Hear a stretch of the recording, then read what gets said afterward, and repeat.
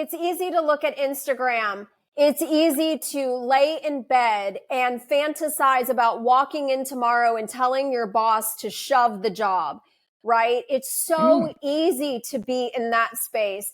And it's also equally easy to come up with excuses.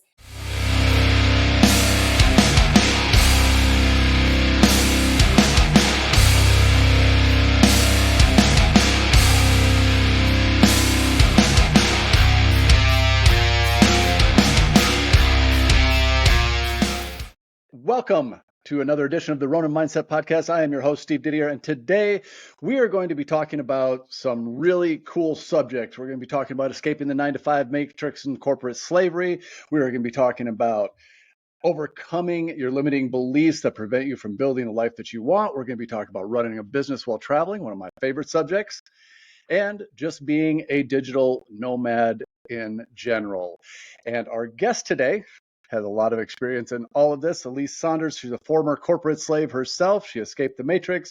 She's an entrepreneur, digital nomad, and travel blogger. Thank you so much for getting on the show today, Alise. Oh, thank you so much for having me. I'm really excited to have this conversation. Me too. And I know when we originally connected, I saw your profile. I was like, man, this is somebody I got to talk to, because that spirit of just wanting to kind of forge your own path is what this podcast is really all about. And I think you've got some really valuable insights for people who are looking to kind of get out and escape the matrix and do their own thing. Oh, thank you. Yeah, so I'm excited to share that. So where are you at right now? What's the background? Sure. So right now we are in Greece. We arrived in Greece in March. It is currently September. And we will be here until March. So nice. A full year traveling all around. We've already hit for the spring and summer islands like Tinos, Crete, Santorini, Mykonos, Paros, right? We did all of the beautiful island hopping. It was just really incredible. And now that we're headed into the fall, we're back on the mainland. So we're about 2.5 hours east and north of Athens. And so next is going to be up by Thessaloniki, which is really far north and east.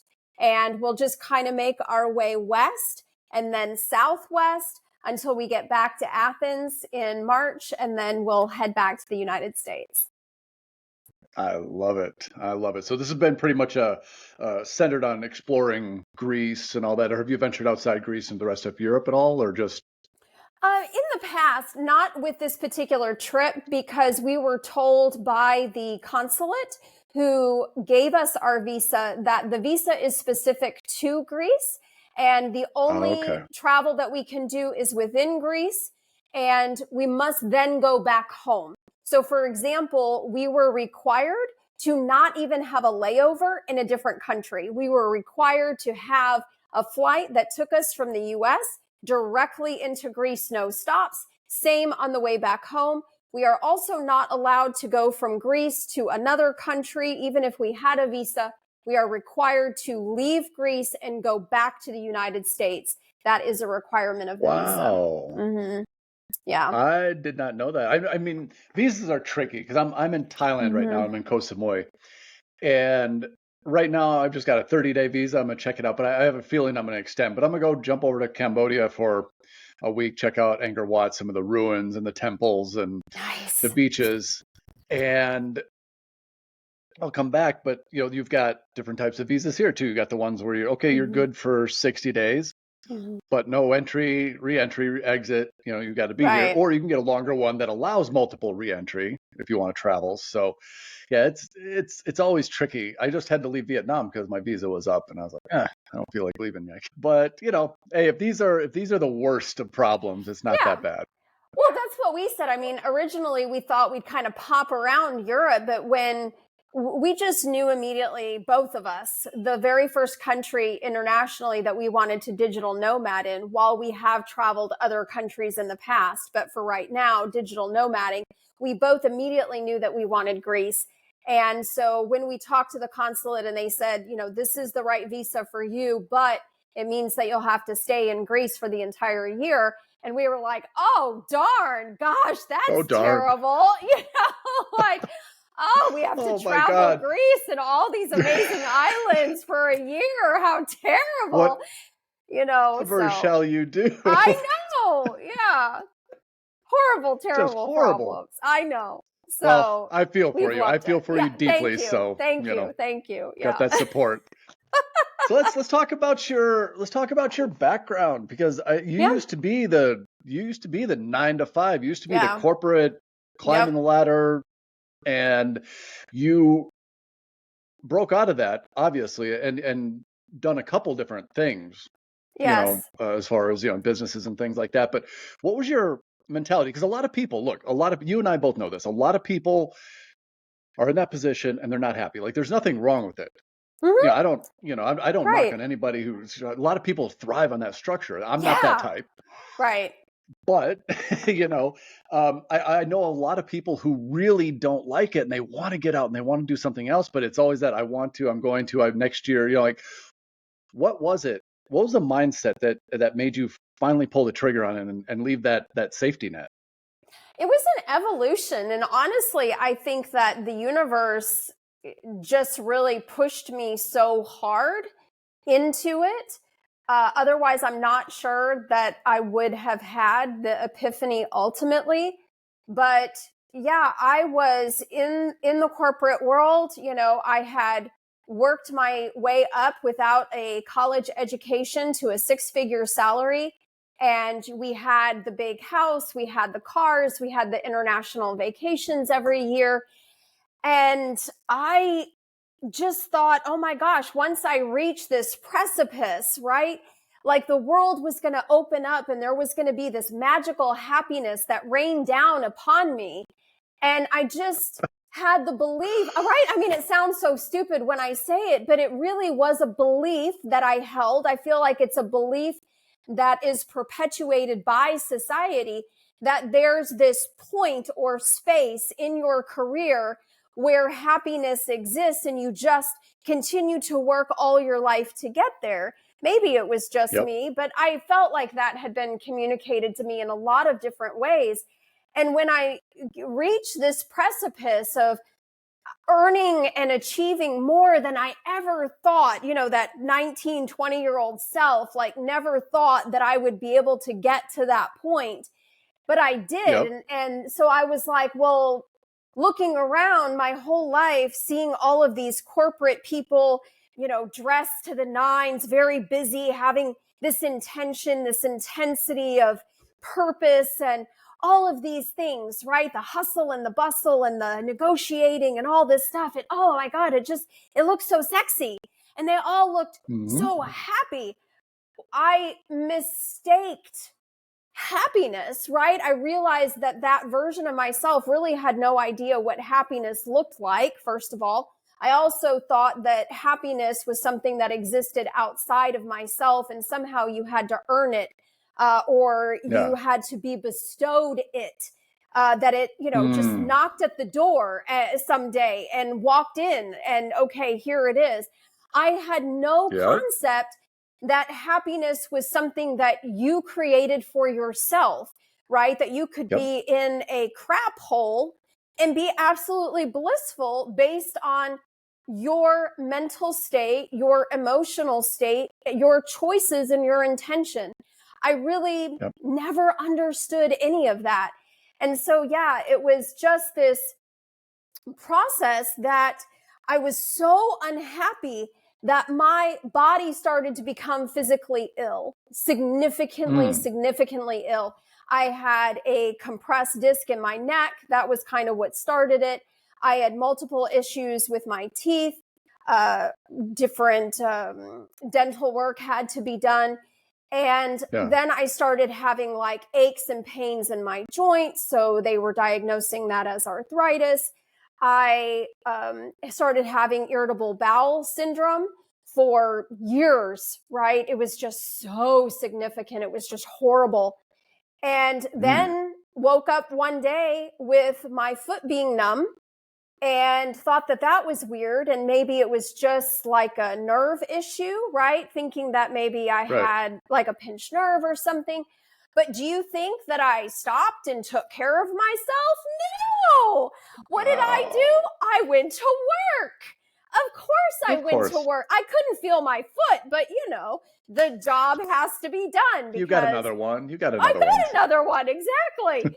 And so by the end of the day, the numbness was full body all the way up to my shoulder blades, and I could barely walk out of the building. It was fairly significant. At some point during the day, again, you would have thought that I would have had concern for my body, but I was in such a state of the work comes first, of the drive forward, of not inconveniencing anyone around me, of not going up against the belief of my boss thinking that I'm difficult or a problem. Not that I ever was a problem by any means. I have no doubt but that we they have would that have thought, like that mentality. Yes, that the body was some sort of machine. Like, that's just what I believed. It was my machine, and I was just going to drive it into the ground, basically, because of the optics of how taking care of my body, taking care of myself might look to people outside of myself. Because we are in a society that doesn't value stopping and making the body, making the connection, mind, body, soul, health, the priority in our society is success, money, what other people, what other people assign your value to you, right? And so all of these things had me so disconnected from my body and making my health, self-care, my mental health, my emotional health a priority for me. And so, when I say I feel like the universe just forced me into it, I just really felt, whether it's a life contract or something that I wasn't fulfilling, I'm not really sure how all of it works, but obviously I wasn't doing something that I was supposed to be doing, and I wasn't listening to any of the other cues. And so I just felt like the universe said, okay, we have to go in and do something that's really going to get her attention, to get her back where she's supposed to be, to fulfill that life purpose, to do what she came here to do on earth. And so we are going to come in and we are just going to whap her, and we're going to get her attention. And boy, it's the wake-up call. Boy, did it. I sat up and I really was listening at that point. I can imagine. Sometimes it needs a wake-up call like that. Sometimes we just don't, we're a little hard-headed and we don't take the hints. Yeah. So you need to get that little smack in the head. And, kind of going back to what you were saying before, I think a lot of chronic stress is just simply being forced to live a life that isn't congruent with our authentic selves. Absolutely. 100% agree with that. I think that causes a lot of stuff now, because if you're truly that unhappy and you're doing stuff that you don't really want to do because of what you said, success is something that is assigned to us. It's an arbitrary value that society puts on us. Most people don't look at success as like, okay, I'm doing what I want to do. I live this way. No, they always put the dollar signs on it. They put the career achievements or whatever, but those are all outside measuring sticks. They're not what we are truly about as humans, and everybody's different. Success for everybody is completely different. And it took me redefining success, which of course I didn't do until several years after the MS was diagnosed, was going back and looking at my beliefs one by one with a guide, and realizing that my definition of success was given to me by society, which was, like we talked about, money, status, job title, what size your house was, how many cars, what type of car you have, where you're vacationing, all of these things. I remember just a couple of years ago, my son had to redefine his definition of success as well, because of course, then we passed on that definition of success to him, whether we intended to or not, because he saw that, right? And he said, I thought that success looked like going on vacation and not being present, always being on your phone. He goes, you guys looked so important. You were so, quote, important in your job function. You know, you had people Right? calling you all the time. And I just thought, wow, that looked cool. That reminds me of that same, 19, 20-year-old girl looking at all those corporate people going, oh, wow, that looks so sexy. That looks great. But then when my son was the person who was getting the constant telephone calls, he's like, this is terrible. He says, if This this sucks. is success, I don't want it, right? And so he ended up making a major job change too out of the corporate world, but he did it in his mid-20s versus I did it, so much decades and decades later in my life. And so, it was wonderful to see him embrace that. And Yeah. I'm glad that I took the time to look at the beliefs that were no longer serving me, because I believed at the time that they were empowering me, that they were propelling me forward into this amazing career. But really what I had propelled myself into was not being my authentic self, not living by my own moral code, not being connected mind, body, soul, emotions, right? And so it took redefining what is success for me to realign the rest of my life. And, priority one is, am I happy? Right? Nobody ever looks at you and says, are you happy? How are you? Are you happy? And it wasn't really even a question that I asked myself. I almost wasn't even sure I had the right or, something like that to have Who are you happiness. to define Right. it? Yeah. Or to make myself, my needs, my desires, my dreams a priority. And so it was really when I sat down and said, okay, if I make happiness, joy, connection, health, these are my definition of success. If I make these the priorities, what does my life look like? And I'm getting goosebumps as we're talking about it, because I remember that moment. I remember that moment of just that mental shift that happened within a few seconds. And like the realization that everything that I had spent decades of adulthood building my life to be, the accumulation of the stuff, the houses, etc., was shit. It was nothing. It was meaningless. I had missed it. I had missed all of the possibilities and potential for real living. Yep.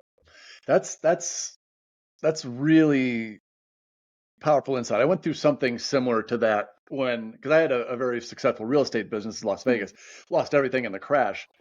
And it took me some time to like it with guys are funny. We attach our entire sense of self-worth and our identity really to our achievements and our successes, right? And when all that got stripped away from me, because I lost everything, I got a divorce and everything else. So, Yeah. oh no, best thing that could have happened to me. So seriously, because it took stripping that away to be like, okay, well, I'm left with absolutely nothing that all that stuff, the house, the cars, the wife, everything, and that defined me. I'm like, okay, well, I don't have any of that shit left. Like, who am I then? Took me a little bit of time, but that's one thing when I'm talking to people about mindset and they're really talking to get out is to go through that same process that you just described. You have to get real on what you want out of life. And that can be so difficult because we're so conditioned by, oh, I should be doing this, I should be doing that. Should is a word that should not be in the language. Yeah. It should not be in the language.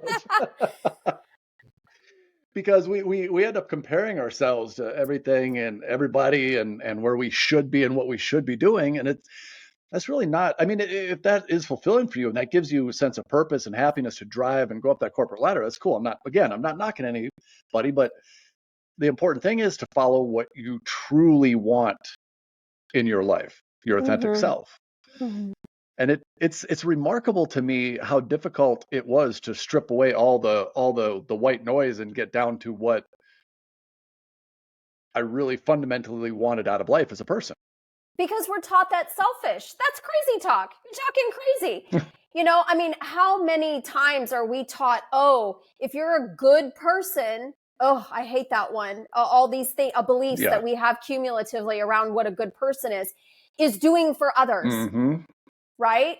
Giving and doing for others. Not that that's a bad thing. I'm not saying that at all. It's beautiful and wonderful, but we're guilted into it. We're shamed into it to the point that others are more important than we are, right? We're just never in our society taught that we have value because we are here, because we exist, right? It's always this outside metric created by someone else. The metric varies, right? Depending on who you're talking to, what their values, what their morals, what their beliefs are as to what your value is. But it's always out there somewhere. Someone else assigns you this value. And taking back that power, right? And it can be so difficult because it goes against the grain of all of the beliefs that we're taught from tiny childhood about be polite, be quiet, be nice, don't be too loud, don't make someone else uncomfortable, don't take up too much space, right? All of these things, which is especially difficult for women, right? Because our society has this other level for women of how pleasing and sweet and kind and generous and gentle and compassionate that women are supposed to be, as you're talking about, and not make any waves or ruffles, etc. So there's this whole other set of guidelines for women even than men. But all of us in general have different levels of this. And it's so difficult to go against the grain when we are also taught you must be accepted. God forbid you should live differently, be ostracized, not be accepted, meaning conform, right? We are taught in school to conform. We are taught in every 100%. aspect of our society that we must conform, and it is imperative to our survival that we be accepted. And school is just a conditioning, grade after grade after grade after grade about you have to conform, you have to be accepted, you have to follow societal norms and structures, and that's poisonous, because then you find yourself comparing your success, your self-worth to these outside metrics. And you get caught in that deferred happiness plan. You're always putting happiness off to whatever that point is sometime in the future. Exactly. Or to the next iPhone coming out, which I hear it's supposed to today, but right? I mean, it's the iPhone, the stuff that we believe makes us happy. And trust me, I get excited with a new iPhone too. But the challenge is that I did not have the understanding that the stuff that I had spent my adult life accumulating was giving me a false sense of fulfillment, of fullness, right? Inside of my own body. It was almost a physical response. It made me feel full. And through the process of looking at those beliefs with my guide, really coming to that understanding that I, in truth, felt very empty, very, very empty inside. There was a lack of self-love. There was a lack of self-compassion, a lack of self-confidence, a lack of self-trust, this lack of connection that we talked about. I had no connection to what my own heart's desires was because I never asked. I was too busy living for everybody else. I had no idea what I even wanted, right? And so never really even examined that, did you? No, why would you? That's selfish. Right. Don't do that, right? Of course not. Of course not. You're too busy trying to fulfill other people's or outside expectations to actually look inward and find out what you want out of life. Right. Yes. And too afraid of what the answer was because, oh my God, if I'm not repeating the past and I have to create something new, oh my Mm. God, that's Mm-hmm. terrifying, right? I remember that moment. I went through an exercise with a guide, and it's like, okay, I want you to clear your mind of your entire past, right? You've been living and repeating, and the living and repeating of your past is actually creating and manifesting the same exact thing in your future. And I was like, oh my God, Mm-hmm. that's a crap ton of wisdom right there.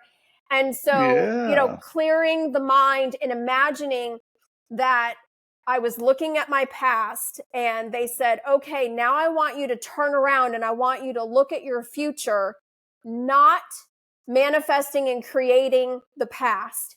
And so I physically turned around and faced the other direction, and it was black. There was nothing there. It was completely empty, right? Because we forget Clean that the slate. future is a clean slate. It's absolutely empty and we can do anything with it.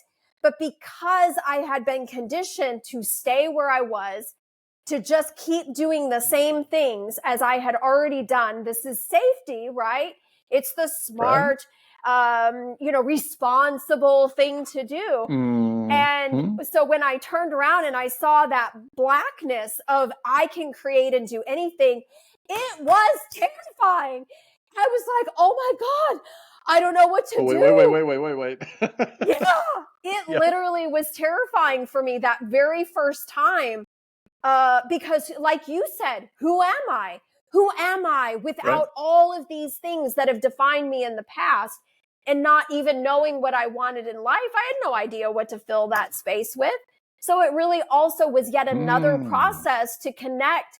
Who am I? Who do I want to be? Right? It doesn't even matter who I was yesterday. I can wake up today and be a totally different person and do Mm-hmm. completely different things with my life.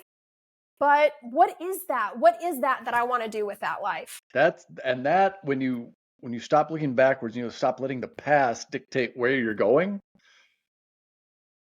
Wow, the potential and the possibilities are endless, but that can be a little bit overwhelming. Like you said, you felt a lot of fear about that. For some Oh, people, it's exciting. For me, I was like, wow, oh shit, what do I do now? But it was like, oh, that into the great beyond type of thing. I really yeah. liked it. The biggest thing I had trouble with, and I don't know if you experienced, did you get rid of a lot of your stuff, Well, we you and your did husband? when we ultimately went through the process. And again, I say the word process because it really is that evolution or movement of energy, changing of beliefs, changing of thoughts, changing of perception and perspective. And so when we went through How the long did that process, process take you? Like well, from the time you had that boom to you're like, okay, well, I quit and I'm doing this business and I'm out. Like, would you say it was a process? Like, how long did that take you guys? so I had the MS, just to like have a full continuum here. So I had the Hmm. MS. I was at a point where I was too afraid to leave the corporate job because I wouldn't have disability insurance. But I Yeah. was very much, what's the word I'm looking for? Determined that I was not going to let MS take my life, because I could no longer write my name. Oh, I geez. could very difficultly walk, but not like for long distances. So to go to the grocery store and walk through the store and shop was agonizing. It was every ounce of strength and determination that I could muster just to grocery shop. And all this Wow. time, I only missed a couple of days of work for an actual surgical procedure. That was it. So of course I kept going to work. Um, Of course. and I, didn't quote slack off any of my wifely motherly duties, right? So I was going home and making dinner and, doing all of the same normal things, even though I could barely bathe myself in the shower before work, right? So my husband Oh. actually drove me to Again, work. putting Yes. everybody and everything else Oh, before your own absolutely. health. Right. Yeah. Because this was just, to me, this body at that time was just a machine. And I was just going to do with it what I wanted and squeeze out every possible ounce of anything to continue the living and the life that I knew. And Right. so but I was determined. I was determined that I was going to get back to full health. And I really educated myself about chemicals. I educated myself about mind body connection, right? Started meditating, went to a Buddhist temple and, learned some really life changing things there. I did acupuncture. I changed my diet. I changed out all of the plastics in my house. Even the shower curtain was plastic, right? So I was just Yeah. really realizing all of the chemicals that I was inundating my body with. So I was Yep. taking an already disadvantaged physical body because of all of the contaminants that my body had been exposed to. For example, as a child, I grew up downwind of a steel mill. So as a child, I was Oh, getting lovely. all, yeah, right. So, I had just had this long-term relationship with the environment of putting this chemical load on my body that I just really took for granted because I saw all the commercials for like Glade plugins and they make your house smell so great and you have no idea the Yep. toxins that are in those things and I probably Oh, had 30 plugged into my house because God forbid somebody should come in and think that my house smells which by the way I just want to say yep. smelling good is actually the lack of scent, when we think about it. But commercials teach us that there Yeah. has to be a scent for something to smell good. Anyway, Right. so I had all of this chemical load that I just kept adding. I had this high powered job. And so we had the external stress, which was really based around my mentality.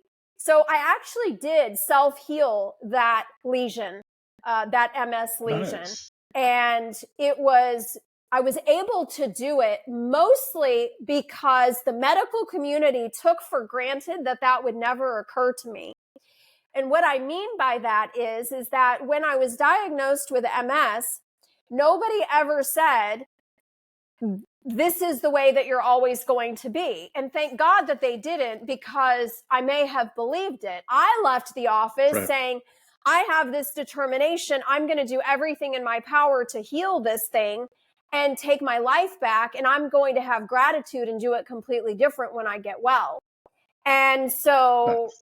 I actually did. They were totally floored. They couldn't believe it. They then told me how rare that it is.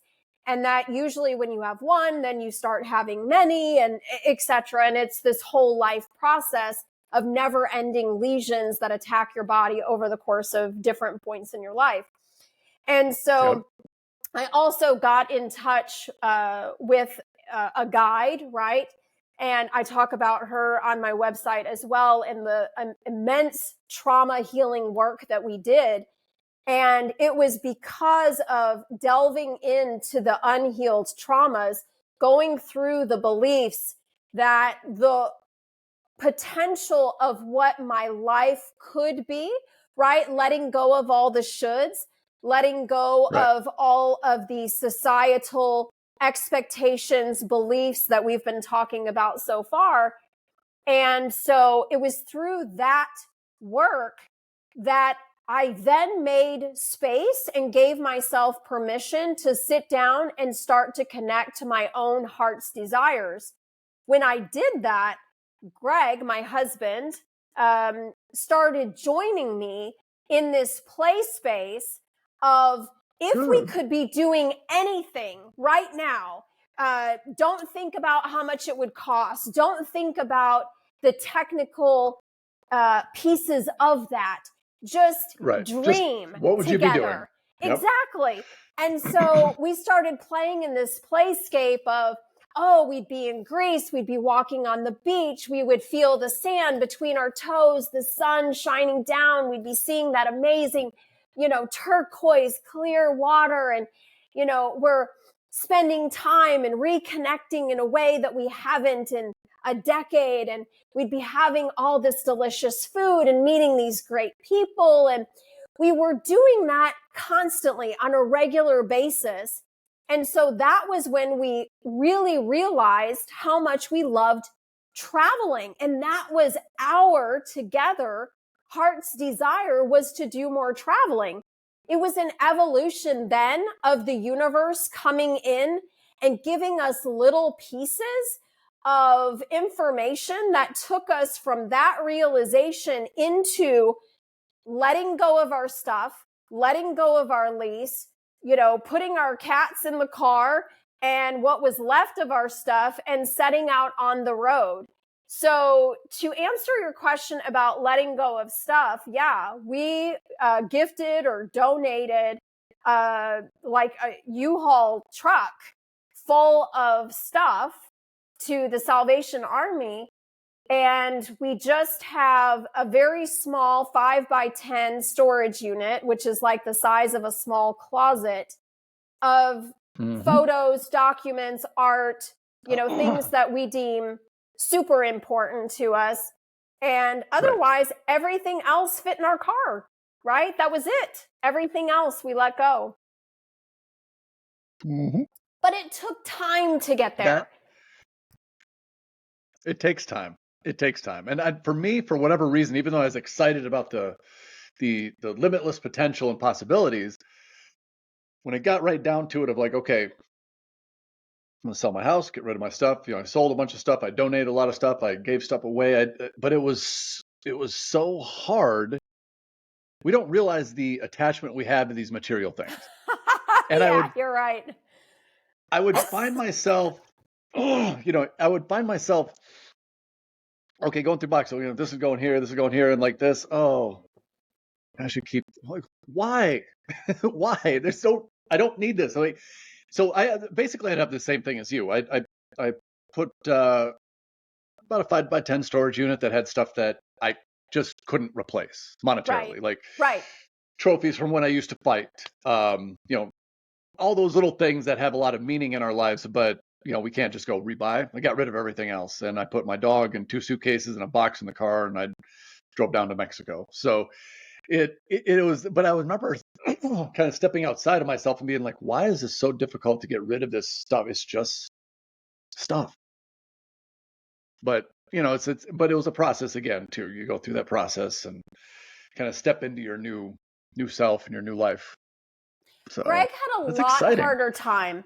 He really did, because my husband, I'll tell you my perception of his challenge with attachment to belongings. I can't say whether it's true for him or not, but just my perception.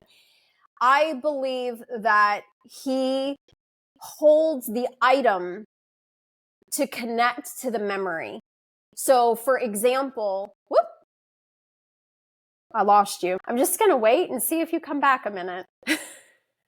Okay, I'm back. And you're back. Are you still there? I am still here. Okay, yep. Gotta love international travel.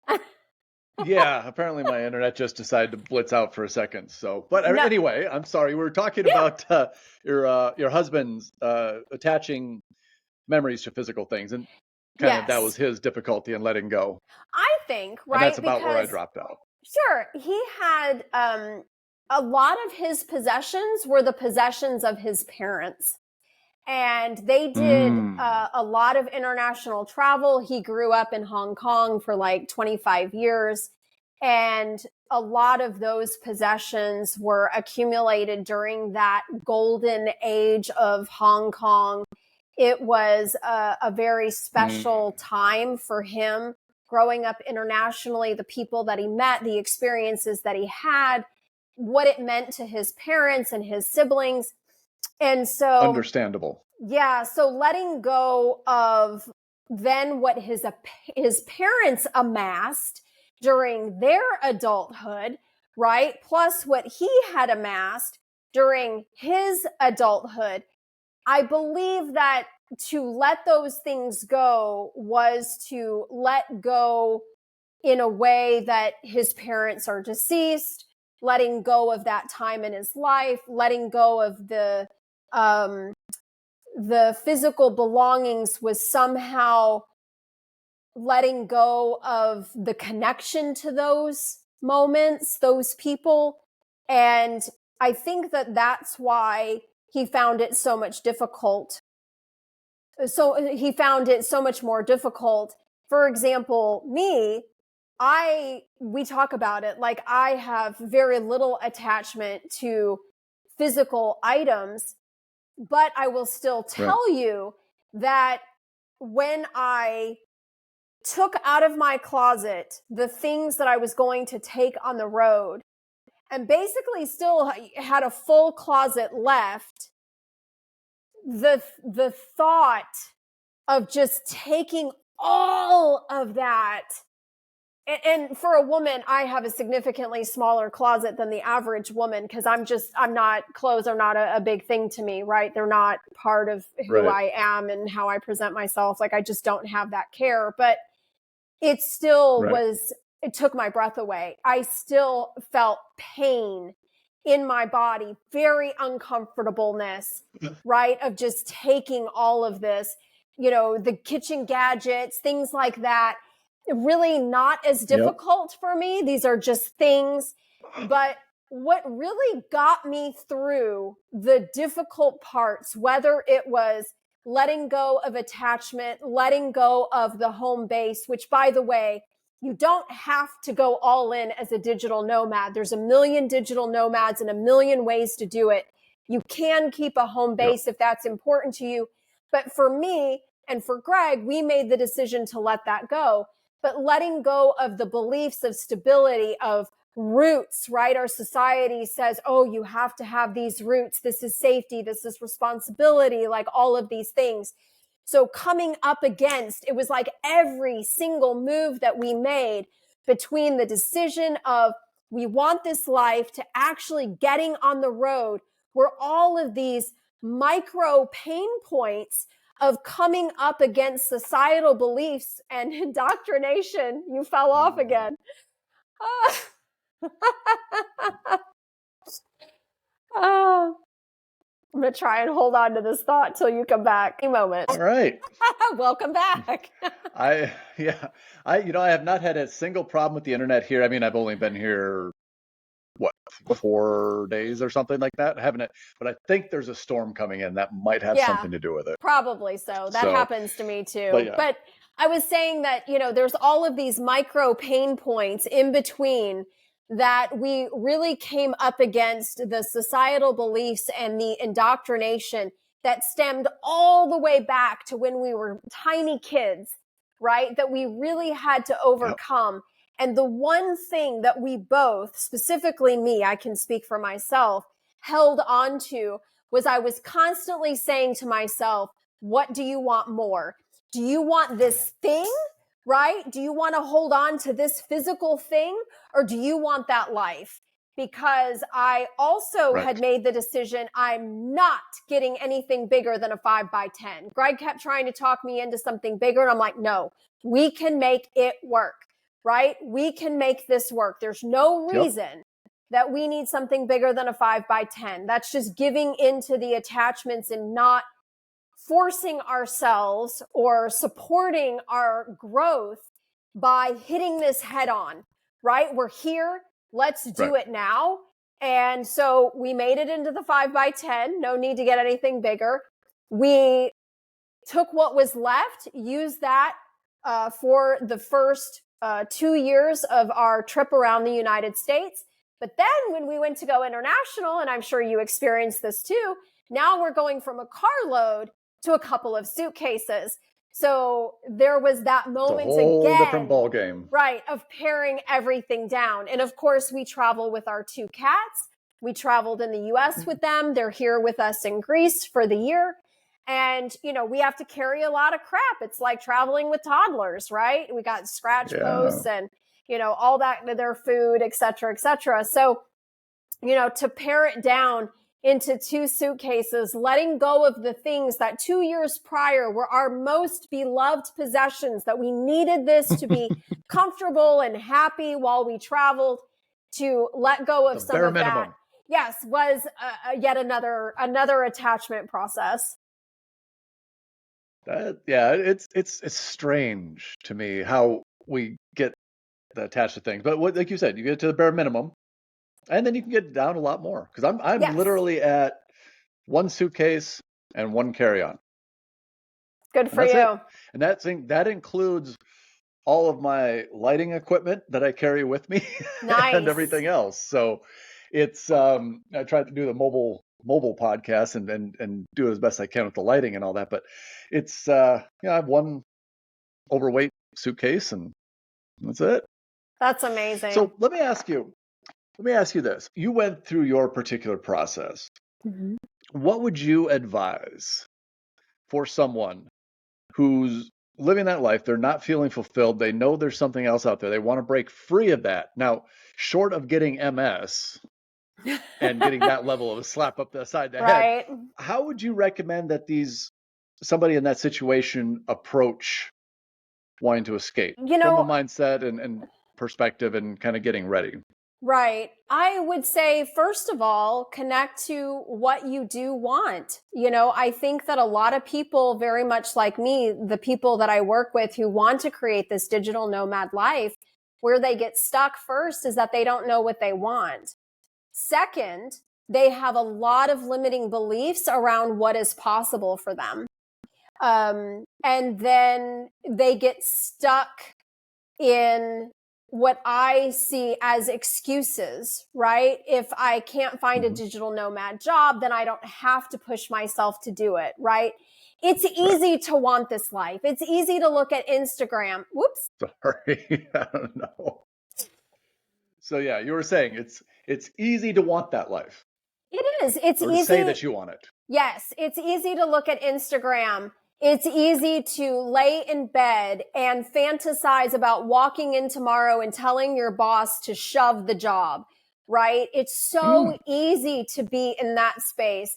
And it's also equally easy to come up with excuses like, oh, my mom would be really, really worried about me if I was traveling.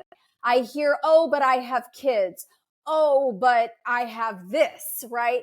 And so there's the laundry list of excuses that are sometimes subconsciously self-created so that they don't have to be in a space to actually do it. And it's a process of being real with yourself, whether you need a coach or a guide to be able to help you get to the point that you can see those as self-created barriers, and that if you really want it, you'll figure it out, right? And that's actually one of the biggest things that I've learned about having this life and being on the road is that whether I'm tucked in my bed, safe at home, or I'm out here on the road living life, is that stuff is going to happen. And one of the biggest lessons that I have learned is this love and appreciation for myself to be able to figure stuff out, to be able to go with the flow, to not stay attached to, but I want it to happen this way, right? I want it to look like this. The universe is saying it doesn't. It's not going to happen right now. And that's the lesson for you in this moment. Can you let go of how you wanted it to be and what you wanted it to look like? And can you let go of that and let us bring you maybe something even better?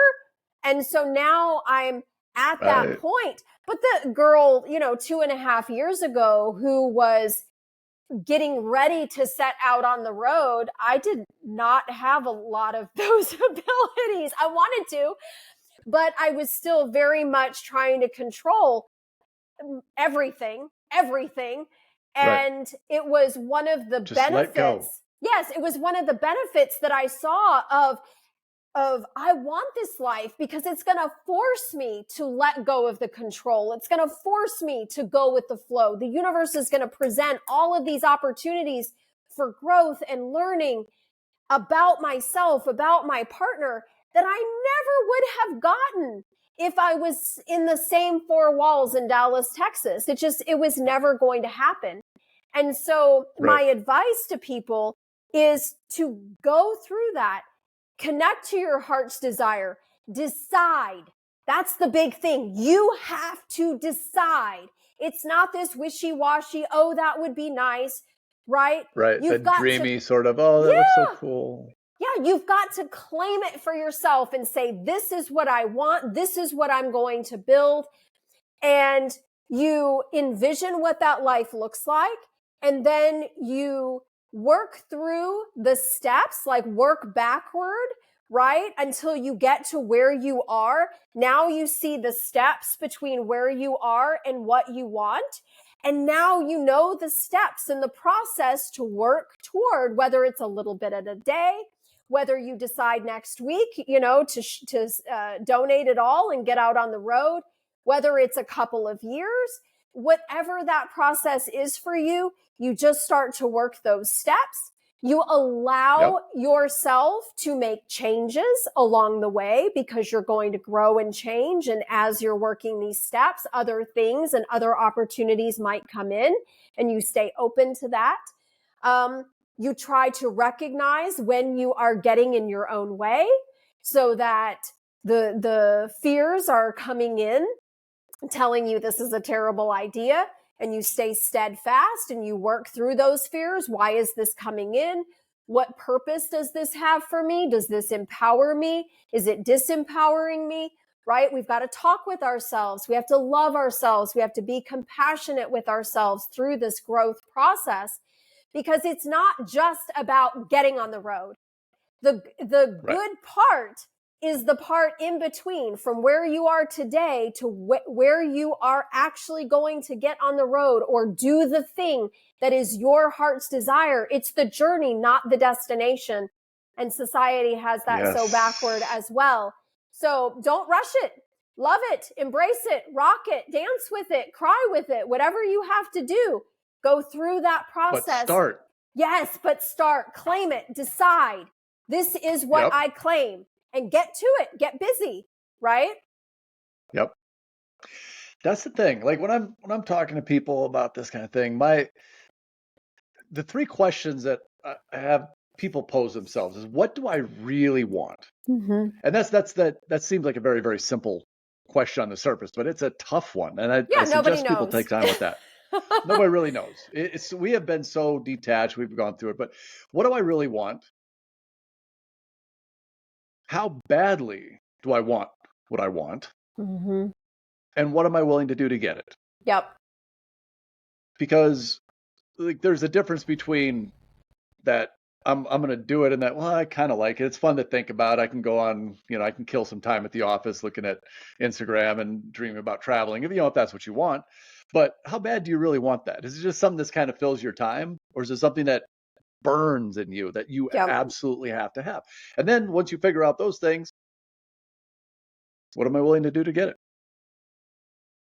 Because it's not easy. We've got to overcome a lot of stuff in ourselves. We got to overcome certain technical stuff, like getting the remote job, finding a way to get income, and then going through that whole process, like you said, is not necessarily the most easiest thing. Mm-hmm. But the journey is amazing. The outcome can be great if that's what you truly, truly want. But that's the key. You got to really, really find out what you want. Absolutely. That's what it boils down to. It is. Well, I think that is perfect advice. I think what you broke down, both describing your journey and then kind of the afterwards, I think that's a really, really good roadmap for somebody who's in that position, really wants to get out. Not just kind of, but really wants it. Yes. That's a good way to start, but you got to start.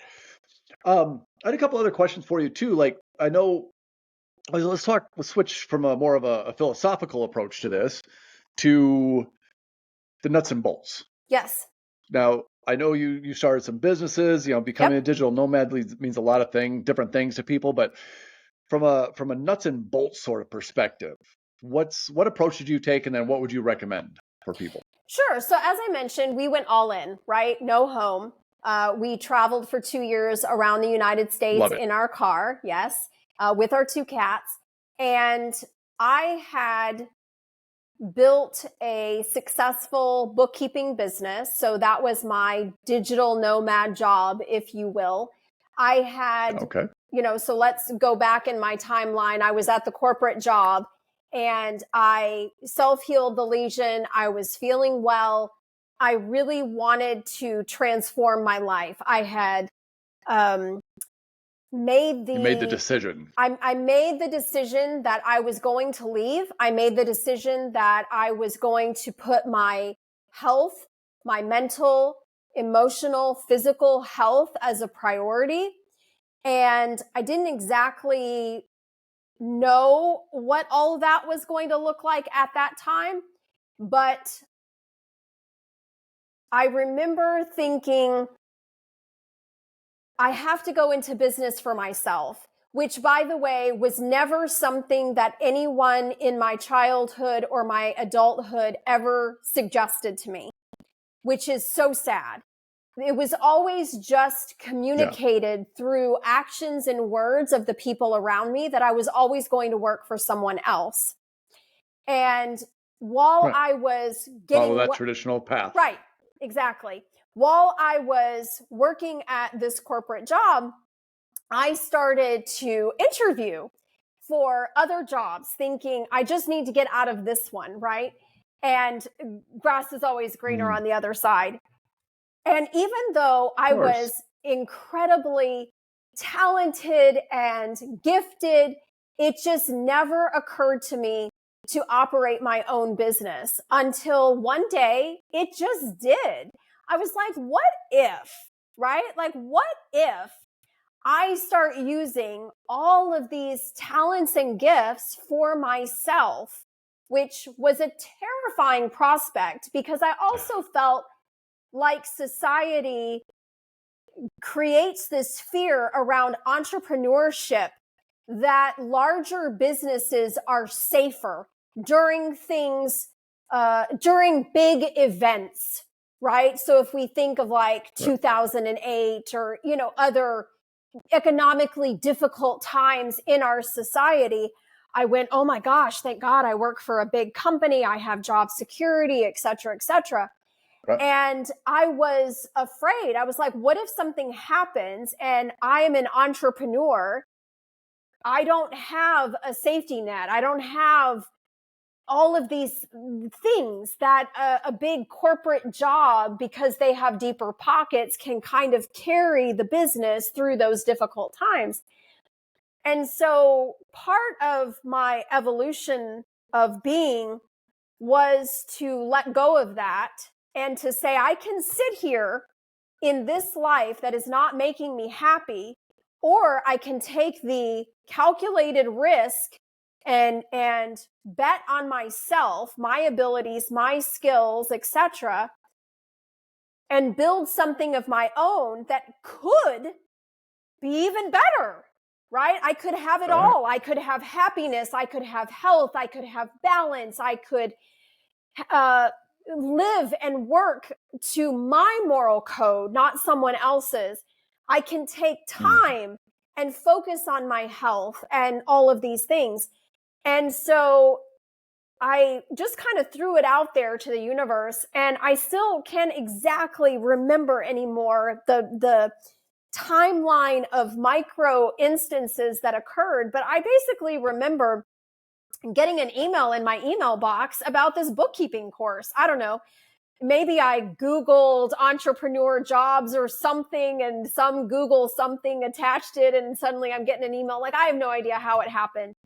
But the universe really helped me out there because I was really struggling with, how do I take the skills that I have and translate that into a job that I can do for myself? And the bookkeeping class was like free.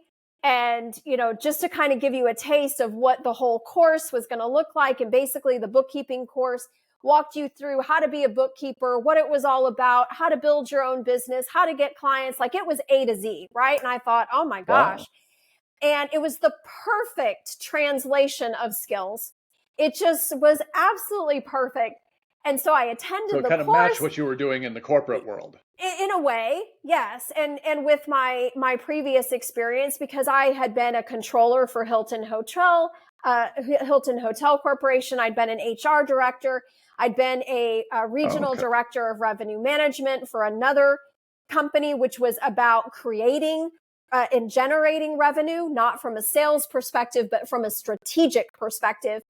And I, had also continued down the revenue management path for quite a period of time. That's where I actually left my career. I was in revenue management. And so, so when I look at controller, right, accounting, generation, strategic generation of revenue, human resources, managing employees, law, etc. And so I'm looking at how do I put this all into one package? And so thus I took the course, the free one, signed up for the paid course, started the process of creating my own business, and thus Alise Saunders Financial Services, right? And so I offer the gamut. I can help you strategically create your revenue as a small business. I can do your bookkeeping. I can manage your HR, right? So where a lot of businesses like would have to hire multiple people, with me, you get it all in one person because I have that breadth of knowledge and experience. And I'm serving small businesses rather than some big corporation making somebody a millionaire, a billionaire, which was just such a hollow experience for me. Again, many people love and thrive in that environment. I'm just speaking for myself. It didn't work for me. And so now I'm connecting with small business people to help them create the life that they want for themselves, right? Elevate their business, elevate their goals, and start creating the life that they envisioned for themselves with starting their business. And that makes me feel like I am really making a difference. And so that was how it happened. I ended up focusing on creating this bookkeeping business, what left my corporate job without a single client. That was very nerve-wracking. That was going to be my next question. Yep. Going down from 2 six-figure salaries down to one salary. And so we moved into a tiny shoebox of an apartment. Like, we made all of these lifestyle changes to ensure that we would be successful and I would not feel the pressure and weight of the world on my shoulders. And I did this. I left this job believing that if it didn't work out, oh well, but at least I'd know, believing that it would work out. But if it didn't, I would just go back to what I knew and that, I would be okay, but hopefully not have to do that. And so it took it took a little time, a couple months, and I got my first client and my second client and, on and on and on. And it was through that process of, okay, now I'm in control of my life. I'm focusing on my body. That was when I found my guide and really started doing the trauma healing work, which I could do because I was carving out 5 hours at a time each week to work with her. Man, we were hitting the trauma really hard. This is not a traditional therapist where you're going to talk about your problems for an hour and then, bye-bye. This was 5 hours at a go, getting really deep into the things that I never, ever, ever thought I would talk about, the things that I spent my whole life trying never to look at within myself, things, admitting shortcomings about myself, looking at things that had happened in my life, feeling the pain, walking through hell, right, to find my most empowered, best self, best life with permanent healing from these traumas. But I had the time. I had made that commitment to myself. And once that process, which, was like a couple of years, then it was like this world opened up to me. I was a whole new person wanting all different things from this life, recognizing how short life was, no longer living in the someday at some point, but my focus became, how can I blow the doors off this life I have been given? How can I live fully? Yeah. How can I pedal to the metal? How can I live to the absolute fulfillment and have experiences and all of these things? That became the next part, which then was, getting on the road. Right. That's awesome. So you and your husband were pretty strategic about it, sounds like. It sounds like, first of all, you were living within your means. You downsized. A lot of Mm-hmm. them, you said the apartment and everything else. So that's good. Living within your means is always a key.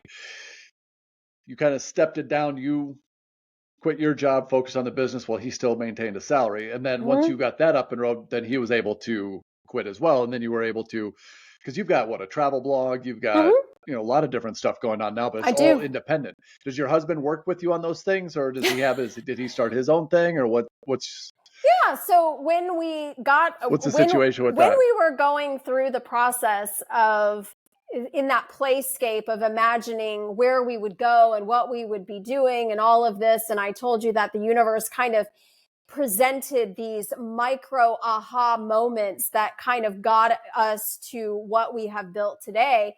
The moment in time was when it all came together for me, right? All of these micro moments, all of the connection to the heart, all of the playscape moments with Gregg.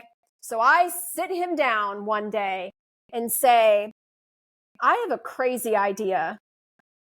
And I said, so this is what I think we should do. I think you should retire now, even though he was planning on working for like 5 or 6 years. He denies that, but I know he would have worked till 70. Nobody was going to drag him away from that job. Anyway, you're going to retire. You're going to retire now.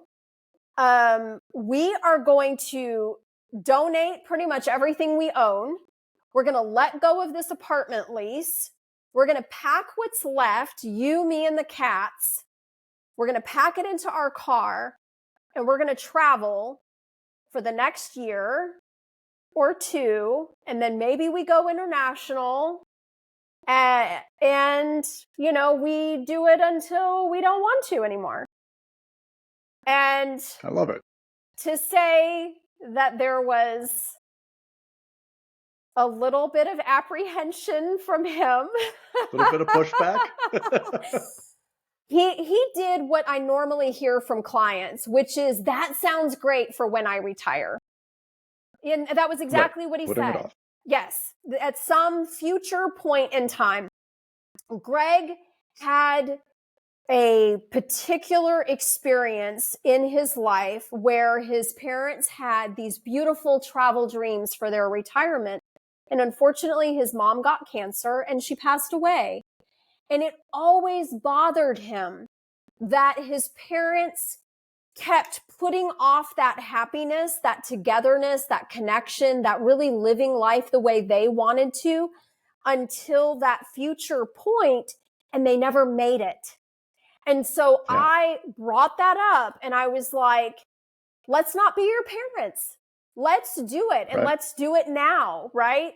And so financially at that time, we actually took money out of savings, right? We looked at the whole pie. We took money out of savings. We had, our money from my job. We then switched out his income for his retirement income, right? So these were kind of the shifts that we made to our financial situation in order to make this happen. And I said, because we had talked about taking the money out of savings, and I said, let's just talk about that, right? Like, we could go and not do it, but right now we want to do it and we want it to look like this. And that would require us to take this money out of savings. And I said, so let's talk about this. I was like, do we want it to look this way? Yes. Okay. We're both in agreement. This is how we want it to look. So in a year, I said to him, in a year, if you die, are you going to look back on the last year that we would have had, right? We're imagining all because we had it booked, right? All the places that we were going to go, all the things that we were going to see, the different food that we were excited about trying and having, and all of these things. I said, in a year, if you die, are you going to look back and go, I wish I wouldn't have spent that money? And he said, no. He said, I absolutely will not regret that. He goes, how could I? How could I?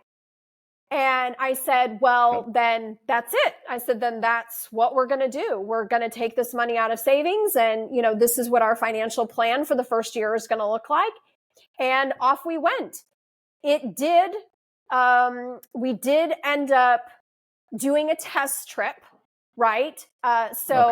Being the fact that I really wanted to make sure that he really understood what I was talking about when I said, we're only going to be able to take this much with us, and everything else we have to let go, right? Because I know he has attachment challenges. So I said, why don't we do a test trip? We're going to pack, even though it's going to be painful, like we're leaving for a year. So I'm right now putting him in a position that he has to decide what goes and what stays. And I wanted to see how that would go. Smart. Yeah. Smart. So you know your husband. I do. And so it was a process. It was not nearly the same as the real thing, but it was practice, right? And a lot of life is practice. We practice to get and do what we want. And so we did that. We packed the car. It was painful because, again, we were packing all the clothes that we were going to take, but it really helped us to see what we really felt at that time was really important and what we really needed, and really helped us gain some perspective on what suddenly wasn't important in this giant 2-bedroom apartment, right? Because we had upsized. One side was a business owner, was doing well financially. And so we went. We had an absolutely wonderful time. We went to Big Bend in Texas. We rented an Airbnb. We stayed for a week. I was working digitally and remotely. He was as well. He was still working at that time. And so on the way back, I'm bringing up the question. I'm like, so, how was the week? Like, is this what we're going to do? Did we love it? And he was like, yeah, let's absolutely do it. There was a but. I was like, because I wanted to go right then. I wanted to I was done. I was so good. And so the test trip was in September. We actually left in April, and he wanted to leave when the lease expired, so we wouldn't pay the money to break the lease of the apartment. Okay. He also wanted to train his replacement. So he did that. Yeah. So he gave several months' notice to the job. They found the right person. He trained the person. Here's the funny part. The day that we left, that person resigned from that. Yes. The person that we stayed so that he could train. So that everything was done, responsible and good. Yeah. So that he could walk away and just feel so good. Yeah, they resigned. Now, as a woman who knows her husband, I packed that crap in the car as fast as I could. I grabbed my husband and I drove through the night out of the city of Dallas, Texas, headed for Tennessee, baby, because no way I was giving that man another inch. Like, no, I gotta. We honestly did have a conversation. No, honey, I gotta train somebody else. We did have a conversation. I said, I'm just telling you, I'm not staying. I said, if you feel that you need to stay, good on you. You do what you feel is important, but I'm not waiting here with you. I am heading into this life on this date that we have decided and we have planned, and you come meet me whenever you are ready to join me. But know and understand, I'm not waiting. I am no longer putting off living my life the way that I need to. And I know that that also had a impact there in the back of the mind. But when I tell you I drove him through the night, I literally mean I drove through the night to get him out of that city. No way. No way I was Nice. given an inch. Yep. Yep. He slept. I drove. Good. Good. But you're out, and that's what counts. Yes. And you Yes. spent a lot of time in the 2.5 years. US. Yep. 2.5 years now. As far as running the businesses, obviously, if you're in Yep. the US, that makes things easy. When you decided to make that international, this was last March of 2023 is when you made the Yes. jump international, right? Yes. What kind of challenges? I mean, I know what kind of challenges. I've operated a business outside the US for a while. But what kind of challenges did you face running a business based in the US while you travel abroad and internationally? Perception and internet. Right? Because I can relate. yeah, Internet. perception. I was really concerned when I approached my clients because my clients were very supportive of me traveling around the United States. I was either an hour ahead, an hour or so behind, right? It was close enough to when they were open Right. and when they might call me and need something. And I also Right. have to say, I picked up a client while I've picked up several clients while I've been on the road, but specifically, I picked up a client on the road and it took me almost a full year before I ever even met them. So for the people out there who Wow. think that, oh, that's going to be difficult. Yes, for some, there might be a perception of, oh, you're in Greece, but your profile says your business is in Texas. I'm confused, right? Mm-hmm. So there may be that perception, but I am. Perception is kind of a strange thing, Mhm. honestly, because I've noticed that when I was living outside, I've lived, let me see, 6 out of the last 10 years, I've been living outside and running a business outside the US. Mhm. And that perception is a really weird thing. Glad you brought that up because for some reason, people are comfortable, especially maybe some older people, I think, or the Yeah. old ones. They're comfortable if you're in the US. Mhm.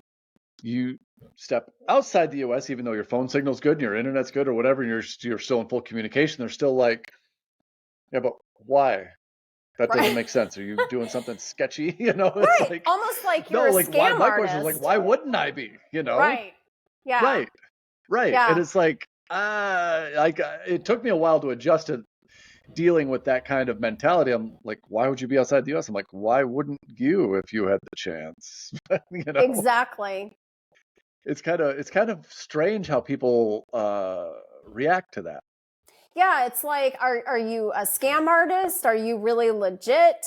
Because you're in a foreign country right now. Are you just scamming me out of my money, or I can't meet you or Hmm. see you eyeball to eyeball.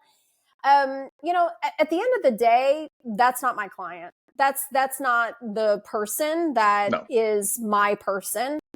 And like I Yep. said, the fact that I picked up a client knowing it was going to be almost a full year before I would ever meet them was strange. But this client was like, yeah, no problem. I said, this is where I am. This is what I'm doing. I'm very upfront. And, I said, hey, I'll Yeah. be back in Texas in December. I'll be happy to connect with you then. But here's the deal. I am a virtual business anyway. Even if I was in Texas and you saw me one time to say like hi and see my eyeballs and really that I'm a real person, I was like, other than that, you would never see me again. Right? Because even when I Right. was first operating my business, my clients were like 5-10 minutes from me and I never went to see them. I mean, my No, you do business is everything by phone virtual. and email Yeah, anyway. exactly. And online Yeah. applications, etc. I don't need, right? I've built a business that relieves me of the need of seeing people eyeball to eyeball. Now, granted, I love meeting clients for coffee just because I love them, right? And there's that Right. connection just to chit chat, but it's not about business. It's about really genuinely caring for someone because you've been together for years and years and you've seen them have kids and you've seen them, do these amazing things with their life. And so I was very upfront when we set out with my clients of saying, this is, how I'm going to be living. And they were very supportive. If anything, they were like, I wish I could do that, right? That's the thing I hear the most is people, I'm so jealous. I'm so jealous. Yep. And I had a client who was a multi-millionaire, right? I'm literally talking the comma, like serious millionaire. And he is saying to me, I'm jealous of you. I wish that I could have your life. And I just told you, right? We decided to make the strategic decision to take some money out of savings in order to create our itinerary the way that we wanted it to be. And yet I've got this because I am not a millionaire.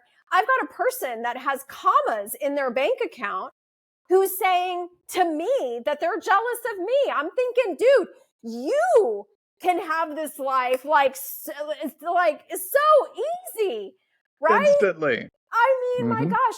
But that's when I really realized that it wasn't about money at all, right? It's really about your decision, your perception, your beliefs, all of these things. But and you know what, the ultimate, and I'm sure you found this as well, but like I get, especially since I've been over here in Southeast Asia for a while, and I've been, northern Thailand, and I stayed in Ho Chi Minh City, Saigon, and Vietnam for a month. It was absolutely amazing. Wow. But people are like, "Ooh, it must be nice to be rich." Like, well, I'm like, really? I'm spending probably less money on a monthly basis by far than I was living in the U.S. by far.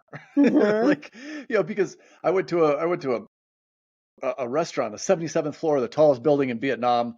Absolutely the best views ever, like 5-star restaurant. Me and a friend, and the whole bill, appetizers and entrees and desserts and food and drinks and the whole bit with tip at one of the most expensive exclusive restaurants in Vietnam. It was like $62.30. Love it. Love it. So and I stay in, I probably pay more than I should because I stay in Airbnbs. I like to have that. We do too. That flexibility, and you also have, if somebody tries to pull a fast one, you have some of that, whatever. So you don't have to really worry. And I've been bouncing around a lot, but it's just not that much. I'm paying, like, this is right in the center of Choang Beach and Koh Samui, in the middle of everything. And I'm probably drastically overpaying at about $600 a month. Nice. So it was $650 maybe, something like, I can't remember exactly what it was, but yeah.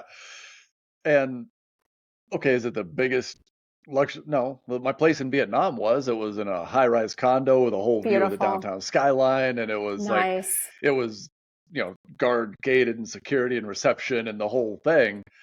I didn't opt to go that way here. I wanted a little bit more island life, but I have a maybe 2-minute walk and I'm on the beach. Yeah, us too. So, yeah.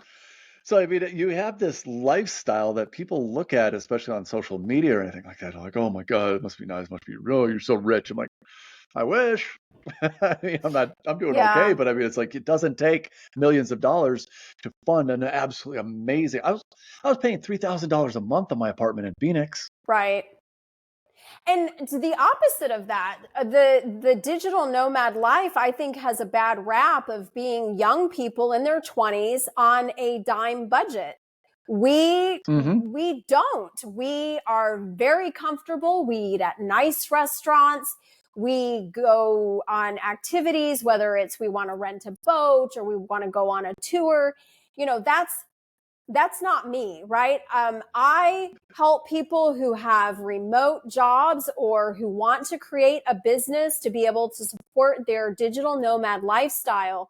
But I'm not the person who's going to tell you how to do this on a shoestring budget, because there are digital nomads out there who make real comfortable living wages, who travel, that are having wonderful experiences. You can spend barely anything. You can practically live for free as a digital nomad, or you can live moderately, or you can live luxuriously and blow it out and have a multi-million-dollar yacht and, all of these things. That's the cool thing about the digital nomad life, is that you can do it any way you want, on any budget, any comfort level. The main thing that I like comfort. Oh, us too. I like a certain Yeah. level of amenities. Yeah. Us too. It's just me. I'm not going to be staying in a hostel with a bunch of little unshowered Exactly. backpackers. Not going Yeah. to happen. No, we're not hostile people either. And No. so it really Showers are just, critical. yes, it depends on the experience that you want, and start Yep. manifesting that experience. If you don't yet have the money, start manifesting the money that's going to elevate your business or opportunities to be able to have that experience, right? So that's what I'm always Yep. mentioning to people. But I did want to get back to your original question as well.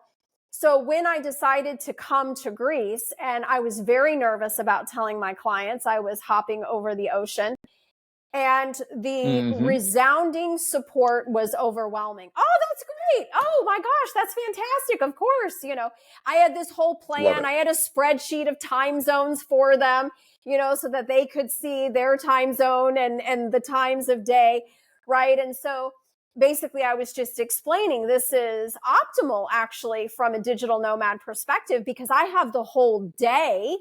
And then when it starts to get evening or dark here, then they are online. And Mm-hmm. so, I'm not really going to be out while it's dark, right? I'm not out on a beach partying or anything. And so Right. that's when I come home, have dinner, work. I actually sometimes work until 1, 2 o'clock in the morning so that I'm hitting the afternoon for my clients, and then I go to bed. Yep. But it's more optimal even than in the United States, where I felt a little bit more torn. Granted, I do want to say that that was my own mental barrier of feeling like I always Mm-hmm. needed to be available to my clients, which now that I've been on the Yep. road, I intentionally set up my business, not setting up that expectation with my clients. And I did that. But in my own mind, I still struggled with it. But I'm getting better But you mentally. created that. Yes. Yes, totally. It's you. That Yes. wasn't your clients flipping out on you. Oh, That was you no, creating that in your never, own head. never, no. Because I'm good at what I do, right? I'm always ahead of them. They're never waiting on me Yeah. anyway. But yeah, it was all still a mental thing. Right. And And you so, set the expectations, mhm, and yeah, it works. yeah. It So works. I love being international because it's the best work-life balance that I have ever had, of being able to work at night and play during the day, and to be able to go out and actually have more experiences, whether it's, spending the day at the beach, or, like I told you, Greg and I, before this recording, we were sitting at a cafe right on the beach. I was having some tea. He was having some hot chocolate. And we were just completely peaceful and relaxed, enjoying conversation with each other and people watching. I mean, it's, looking at the most beautiful turquoise ocean waves coming in with a beautiful cool breeze brushing over us. I mean, so many moments are magical. Now, I would Yeah. say that internet has been a challenge, but we anticipated that. We have a Yep. Starlink. I've had to break it out twice because the places that we booked, while sometimes they say, oh, we have great internet, they are mistaken as to what good internet is, or what Yes. bandwidth I might actually need. And so, Hmm. we broke it out, and it resolved my issue. The great thing with our particular plan that we signed up for is that I'm only paying for Starlink when I'm actually using it, the service, right? We Nice. bought the Right. hardware. We flew it over here Right. with us, of course, in a container that we bought from Starlink. It's awesome. And so we pay for the service when we actually need it. And when we're not using it, we're not paying anything. So it's just a really great fail safe. I have found that if I can throw it up on the roof of our Airbnb so that it has full access to the sky, it works like a dream. I have zero issues. Wow. It's the best Okay. internet that I've ever had, bar none, even from the United States, with high speed fiber, blah, blah, blah. It doesn't even compare to the What kind of Starlink. speeds? What kind of speeds are you getting with Starlink? Oh, huge, like 146 megabits per, like, I mean, crap, I could never Up and use.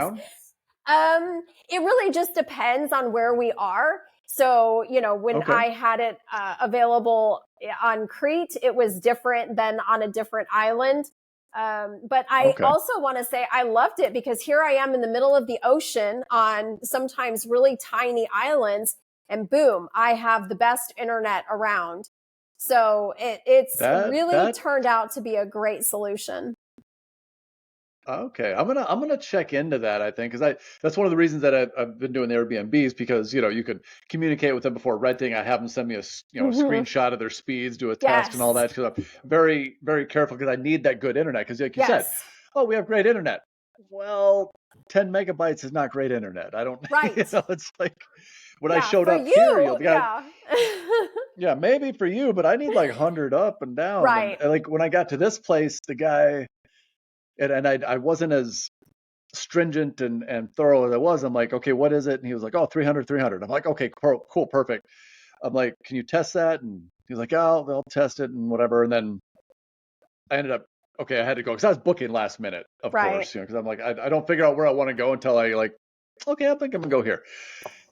And I got here and it was like 5 up and 2 down. I'm like, this is like AOL dial-up shit. Like I can't work with this. And he's like, no, it's free. I'm like, look, dude, like I was like, so to his credit, because I was like, look, I had it all in the Airbnb conversation. So I was like, hey, look, you know what?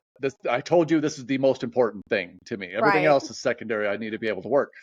So if you don't do something with it, I'm going to get a refund and I'm going to go someplace else. Right. And to his credit, he had the techs over here on a Sunday, and he got me. I think honestly, it's the fastest internet I've ever seen. It's like 700 up and like 500 down or something like that. Wow. Of course, it has gone out a couple times while we were sitting here, but that's, I think, like I said, there's a storm coming in or something. But the speeds are phenomenal. So yeah, it's one of those things. You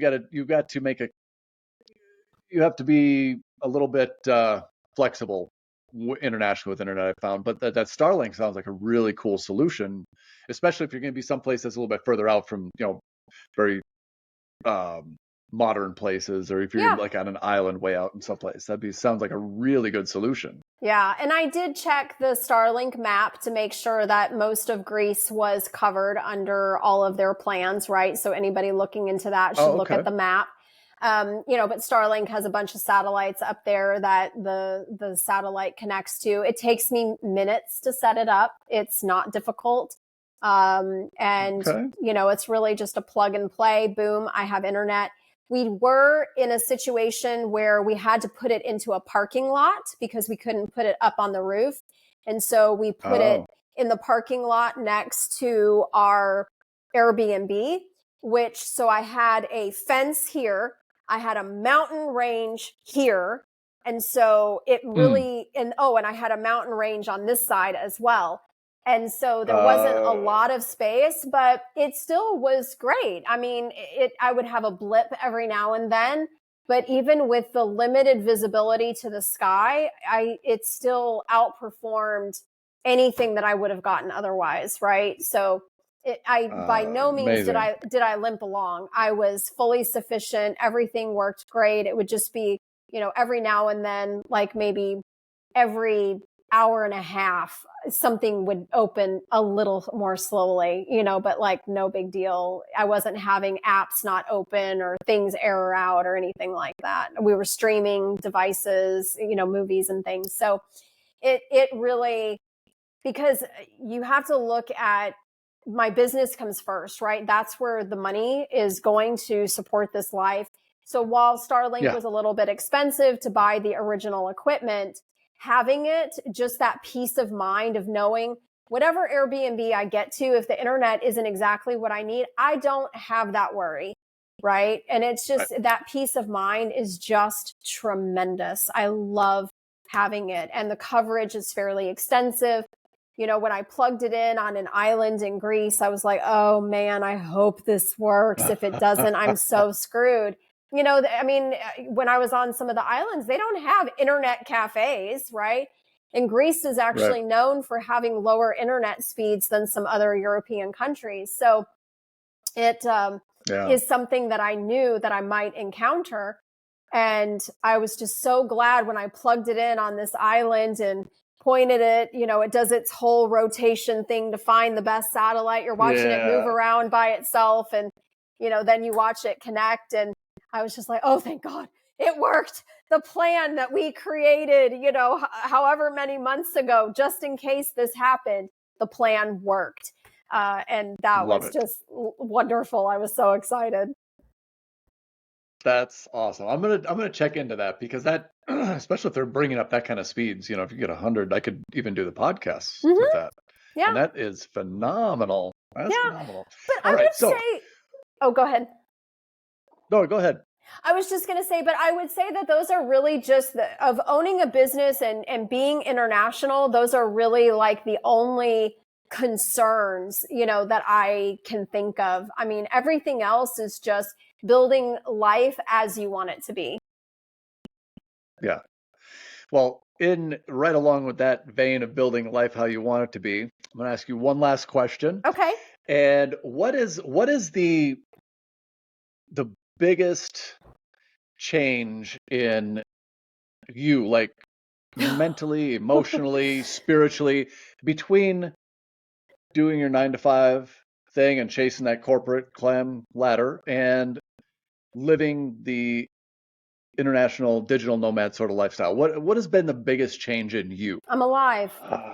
I was the walking dead before. I was just walking through life. Life happened to me. I wasn't an active participant in my life, right? I didn't. You're like the NPC character. I don't know what NPC is. Okay, it's a video game term, like non-player character, like one of the people that exist in the video game and they just go about their little thing. Yeah. Yeah. I mean, you talk about breaking the matrix. I mean, I probably fought to keep the matrix together in my former life. I was probably a protector of it in so many ways that I didn't even realize. I didn't realize that I wasn't engaged. I wasn't present. I wasn't free. I wasn't living on my own terms. I would say that is the biggest global change. There have been so many micro changes, overcoming fears, learning to trust myself. When we set off from Dallas, I was terrified of bridges. Right before we had left Dallas, in working with my guide, I was focused on why I was afraid of bridges, overpasses, heights, fear of fault. Just like in my brain, a gust of wind could just blow my car right off of an overpass to my death. And so I was tired of living that way. I was tired of living caged and with this fear. It was just so irrational to me that I could literally have like my not be able to breathe. My hands would grip the steering wheel for dear life. Like I was incapacitated on bridges and overpasses and heights and things like that. And so one of the pieces of healing I did with my guide is I told her, I was like, oh, what's next? I was like, it's this. I'm tired. I'm tired of dealing with this irrational fear. And so really through delving into myself, I was just sitting and meditating, and I was very quiet and just asking for whatever it was that had happened to come in so that I could have awareness around it, right? And all of a sudden I was reliving a past life where I fell off, something happened, my car went off of a bridge, and I relived the drowning of that person, the water filling the car, all of her thoughts, all of her emotions, all of the things that she yelled out in her last moments of life, the powerlessness that she felt, the fear, the anxiety, she just felt so powerless. Nothing that she did, nothing that she tried could get her out of that car. And she knew that these were her last moments, and she was pissed. She did not want to She was not ready. She was not ready to die. She did not want to die this way. She was scared of dying by drowning. And if you had previously asked me before this, if there was one way that you don't want to die, what is that? And I would have told you that I had an immense fear of dying by not being able to breathe. And that's a true statement, right? I didn't know why. I was like, I'm just terribly afraid of dying and not being able to breathe. It was a gripping fear my whole life that I just tried to avoid, like going on boats, for example, where something could happen in the boat and then, like all this irrational shit, right? I still went on boats, by the way. I didn't let that fear keep me from going on boats and having a good time, but I was definitely still afraid while I was on the boat. Right. And so reliving every moment of the last moments of her life, feeling that in my body, the rage, the terror, the anger, all of that in my body. And I actually had to go to her twice. I had to go back to that memory. The first time the memory was served to me, it wasn't as intense. It was very light. It was just these flashes and visions. Yeah, because that's pretty intense stuff. Yeah. The second time, it was full on. It was every moment from the moment that I went into the water, watching the water come in, like it was the whole thing until, her head is tilted to the very top of the car. Her body's floating up, and I was gasping for those last few moments, all the things going through her mind in those last moments. And, just feeling the water and the air leaving and the water coming into the body and just, all those last few moments.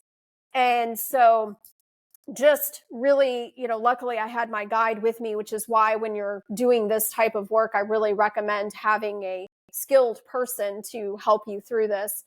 And so, going through that really helped me understand why I had this gripping fear. The next step in that understanding was healing that trauma. And that was a process unto itself. But it's like, okay, now how do I transcend that trauma? How do I have closure for her on that death? And how do I move forward living my life? And so I started out in Tennessee, right, where I was going over some small bridges and, I would just practice. I would go up and over, up and over, up and over until I felt more confident in my ability. And then as we're traveling, Gregg and I keep traveling, I would say, I need to drive, right? Because there's going to be bridges, there's going to be overpasses. And, at first it was a full on sweat. He wasn't allowed to talk to me. I couldn't look left or right at the scenery. I was just, let me get over this bridge, right? I was in full sweat. I had to have the air blowing on me at top speed, or like I was fearful I'd pass out. And as we traveled, the universe had just this beautiful plan that I had no idea about. But the bridges got bigger. They got bigger and bigger and bigger until that very first year, at the very end, we were in Marathon, Florida, in the Florida Keys. They actually have a bridge called 7 Mile Bridge. It is as it sounds. It is a 7-mile bridge. And basically once you enter the Keys until you get all the way down to Key West, it's basically just a series of bridges, right? Some of them are high, some of them are high, some of them are long, etc. And it was just this beautiful progression from the universe of helping me to overcome this fear. And I drove exclusively when we were in the Keys. Gregg didn't drive. So every time that we left, we were on a bridge every single day that I was facing that fear, right? And just going up and over every single day. And the empowerment, the trust in myself, the letting go of the trauma, letting go of those beliefs. There's been so many instances of that, one of the things that I had a subconscious fear was that we get to an Airbnb and it wouldn't be what it was supposed to be. And it's like, we've been traveling 2.5 years. What, is that going to happen? What am I going to do if that does happen? I didn't spend a lot of time on it. But that's the beautiful thing, was that it did happen. It happened in the last couple months. And we arrived and Gregg and I went, nope, that was not what was described. I got on the app. I found a guy who, he had availability, and I was like, yeah, but I need it right now. Like, I need to drive to you and check into it right this second. They're like, now. And he was like, so it's not entirely clean. He goes, but I'll put clean sheets on the bed. Is that good enough for you? And I said, done. Good enough for me. No problem. He was like, we'll have it professionally cleaned tomorrow. I'm like, great. And so that happened. And then we left there. We went to our next Airbnb. It happened again. We got taken twice back to back. And so I immediately did the same thing. I was looking at hotels in the area. I was looking at other Airbnbs. We found this Airbnb and we said, okay, we're driving to you and we're going to look at it. And if we like it, then we'll extend for the month that we're supposed to stay. We got there and it ended up being one of the most beautiful Airbnbs we've ever stayed at. We ended up having the most amazing experience. And what I want to say about this is that we weren't where we were supposed to be, right? And so the universe, I believe, gave us these opportunities. Exactly. Gave us these opportunities to overcome the fear. And I didn't freak out. I had some moments in my body where I was just feeling, whew. But in the moment, I just went, okay, let's get to it, right? We'll go on the app, we'll find the next place, and off we went. Afterward, I took some time to let those feelings, to feel them, heal them, and release them. I actually took a video of myself and put it on Instagram, which it was not a flattering look for myself. But I wanted people to see you can feel these emotions. You can let them go. You don't have to hold on to them. You don't have to store them in your body and create illness. You can let them go and see that when we don't hold on to or try to control what we want, right? I could have said, no, I'm supposed to be on Andros for the next 30 days. I let that go, took another ferry, unplanned, all the way back to the island of Crete, which was hours away, to this Airbnb, and had one of the most amazing months of my life. The beaches were so empty that Gregg and I actually swam naked in the ocean underneath the full moon. We laid on the beach and watched the meteor shower. It was just, we had this magical play space all to ourselves in one of the most beautiful, comfortable Airbnbs we've ever had. And it was just the affirmation that when you go with the flow, you trust yourself and you live life to the fullest, truly what opportunities can come into your life. It is serious insight right there, because letting go of that control that we feel, you kind of almost have to when you're traveling internationally. Oh yeah, because you'll go nuts. But it's something that people can do. We don't have to control everything. Right. And nothing has to be as it should. You know what I mean? Right. Because like you said, where you thought you were supposed to be, it wasn't where you were supposed to be. Nope. It's where you thought you were supposed to be. Yep. And you ended up where you were supposed to be, and it was beautiful. So, it was better than I could have orchestrated. Really. Yep. The universe has a way of doing that. Yep. It's funny how that works. Yes. So, well, I really appreciate you coming on. And if people want to get a hold of you, follow you, be in touch with you, hire you, work with you, follow you, where do they find you? I'll put it on the screen here and all that, Sure. but what are your socials So it's and website and all the that? website is untamedsoul.info. My business is Tales from an Love it. Untamed Soul. So you can find us on Instagram and Facebook at Tales from an Untamed Soul. Perfect.